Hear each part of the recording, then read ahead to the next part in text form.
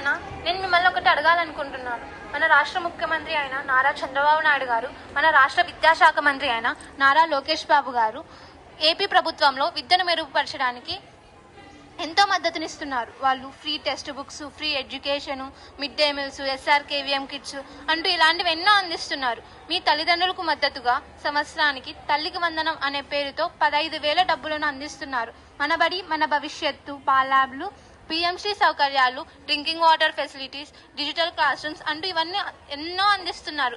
ఇవన్నీ ఎవరి కోసం అందిస్తున్నారు అనుకుంటున్నారు? ఎందుకు అందిస్తున్నారు అనుకుంటున్నారు? ఇవన్నీ మా కోసం అందిస్తున్నారు, మా చదువుల కోసం అందిస్తున్నారు, మా భవిష్యత్తు కోసం అందిస్తున్నారు. అలాంటప్పుడు మీరు నా చదువును ఎందుకు ఆపాలనుకుంటున్నారు? నన్ను వలసకు ఎందుకు తీసుకెళ్లాలనుకుంటున్నారు?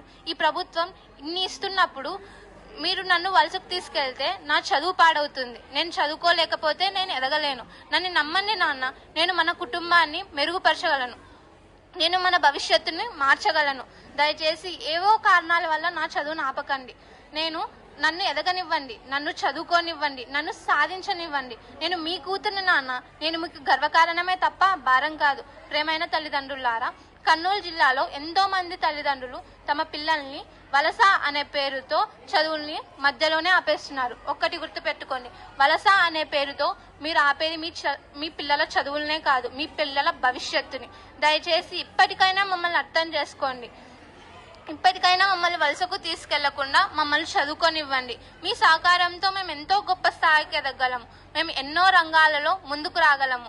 గొప్ప గొప్ప టీచర్స్, లాయర్స్, సాఫ్ట్వేర్ ఇంజనీర్స్ అంటూ ఎన్నో రంగాల్లో మేము ముందుకు రాగలం.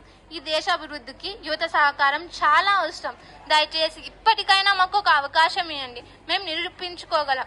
మమ్మల్ని నమ్మండి, మేము మిమ్మల్ని గర్వపడేలా చేస్తాము. నేను చివరికి ప్రతి ఒక్క తల్లిదండ్రులకు నేను చెప్పేది ఏమిటంటే, వలస వద్దు, చదువే ముద్దు.